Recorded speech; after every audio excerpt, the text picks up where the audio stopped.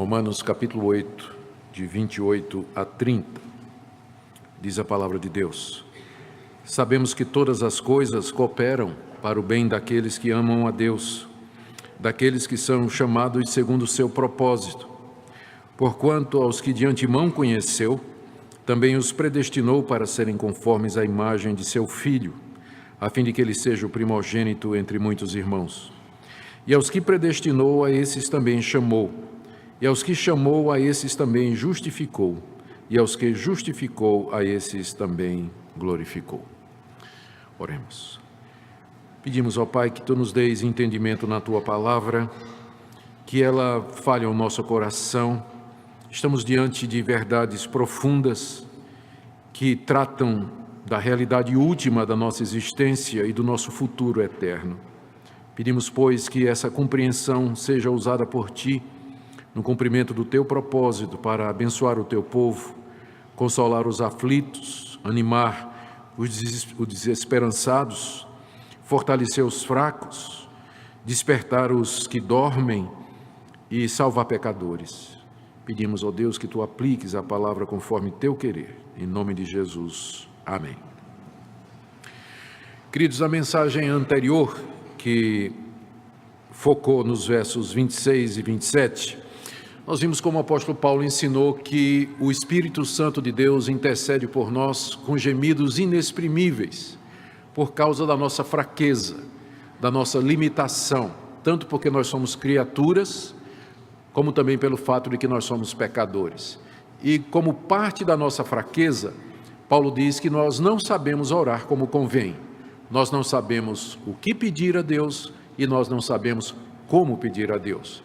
Por isso Deus enviou o Espírito Santo que habita em nós e que intercede por nós diante de Deus. E Ele faz isso tão intensamente que Paulo descreve como sendo com gemidos inexprimíveis, com gemidos que não encontram expressão em palavras humanas. Tal é o amor de Deus por nós e tal a nossa necessidade de ajuda. E essa intercessão do Espírito Santo por nós, ela, na verdade, faz parte do projeto ou do plano maior de Deus de fazer com que não somente a intercessão do Espírito, mas todas as coisas cooperem para o nosso bem, é o que ele diz no verso 28. No verso 26 e 27, o Espírito Santo intercede por nós. Do 28 em diante, Paulo diz que essa intercessão faz parte do plano de Deus, que é nos fazer o bem. Fazer com que tudo trabalhe em conjunto, promovendo o bem daqueles que amam a Deus. E que isso é alguma coisa que Deus traçou desde a eternidade e que haverá de consumar no final dos tempos, no final da história desse mundo, como nós a compreendemos. Hoje à noite, então, eu queria focar em 3 pontos que estão aqui no verso 28 e que são explicados em 29 e 30. Primeiro, o que é esse bem que o apóstolo Paulo menciona aqui? Todas as coisas cooperam para o bem. Segundo, de que maneira estas coisas cooperam para o bem? De que forma Deus faz com que tudo coopere para o bem? E terceiro, quem são estas pessoas a que Paulo se refere dizendo que todas as coisas cooperam para o bem daqueles que amam a Deus? Ou seja, isso só acontece para aqueles que amam a Deus. Então, quem são estes que amam a Deus? Como nós podemos identificá-los e, na verdade, posso eu me identificar como sendo um desses? E quais são os critérios para isso? Qual é a descrição que Paulo dá aqui dessas pessoas que são alvo dessa ação maravilhosa de Deus? E no final, farei uma aplicação com o objetivo de encorajar os irmãos e que nós tenhamos graça e misericórdia para enfrentar a semana que começa hoje.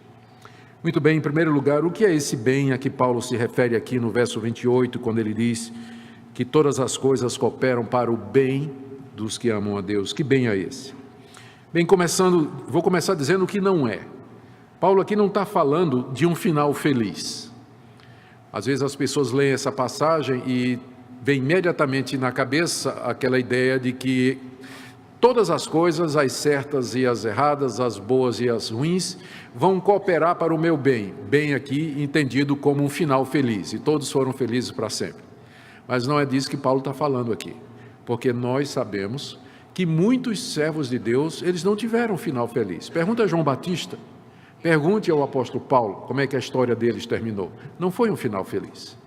Então, nem sempre os que amam a Deus aqui nesse mundo, eles têm o privilégio de experimentar os confortos que essa vida oferece, coisas boas, coisas gostosas e um final maravilhoso.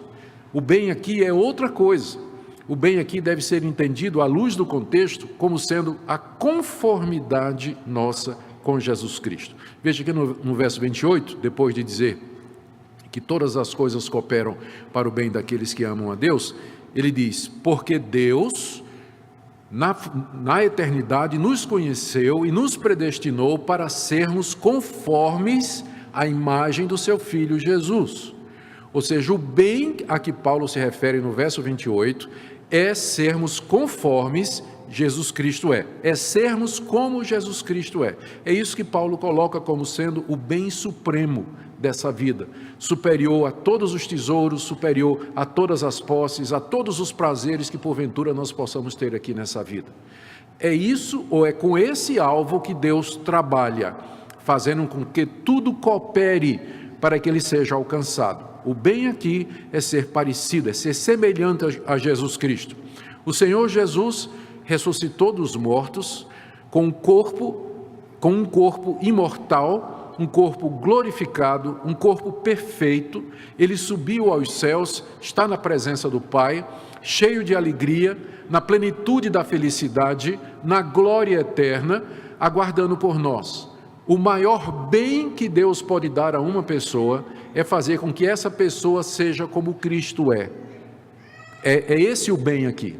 Note que no verso 29, quando Paulo diz que Deus nos predestinou para sermos conforme a imagem do seu Filho, Jesus Cristo, ele logo acrescenta, para que ele seja o primogênito entre muitos irmãos, ou seja, para que ele seja o irmão mais velho de uma família.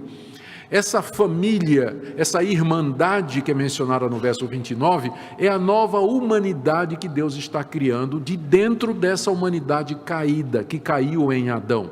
Assim como a humanidade toda caiu em Adão, que era o cabeça da raça. Quando Adão caiu, todos nós caímos, vimos isso no capítulo 5, na sequência de exposições. Assim também Deus mandou um outro Adão, que é Jesus Cristo, e unido a ele, Deus está trazendo uma nova raça, uma nova humanidade.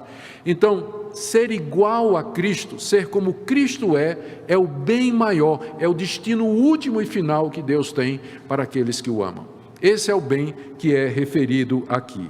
E esse processo de fazer com que nós cheguemos à conformidade plena com o Senhor Jesus, ele começou na eternidade. Veja que Paulo diz aqui no verso 29, ele diz que Deus de antemão conheceu e predestinou, continuou no tempo aqui desse mundo, porque esses que Deus conheceu e predestinou, Paulo diz aqui no verso 30, que ele chamou e justificou, e vai terminar no final dos tempos, quando Paulo se refere aqui à glória, a esses também Deus glorificou. Então, Deus faz com que todas as coisas cooperem para o bem daqueles que o amam. O bem é que eles sejam iguais ao seu Filho Jesus Cristo. E Deus começou a fazer isso, planejar e executar isso lá na eternidade, quando Ele conheceu estas pessoas, quando Ele predestinou essas pessoas, quando Ele no tempo e no espaço chamou essas pessoas, justificou essas pessoas e finalmente haverá de glorificá-las, que é esse objetivo maior. Se vocês querem entender, se nós queremos entender o que é que esse bem representa, talvez quem melhor possa explicar é o apóstolo Paulo mesmo, né? Porque no capítulo 8, de 18 a 25, pelo menos 3 vezes ele menciona o que é esse bem. No verso 18 ele diz assim: eu tenho por certo que os sofrimentos desse tempo presente não podem ser comparados com a glória a ser revelada em nós. Então essa glória que vai ser revelada em nós aqui sendo aqueles que amam a Deus, ela é superior aos sofrimentos desse mundo.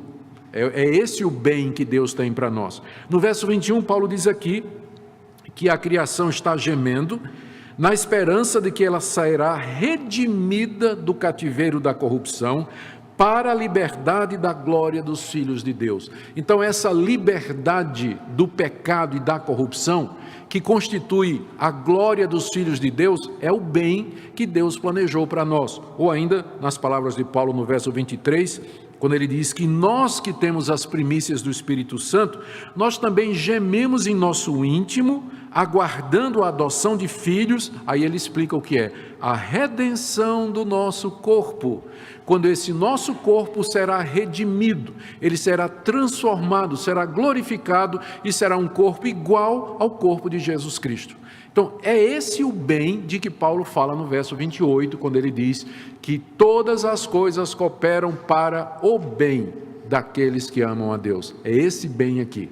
E ele é superior a qualquer bem terreno, é superior a qualquer coisa aqui nesse mundo.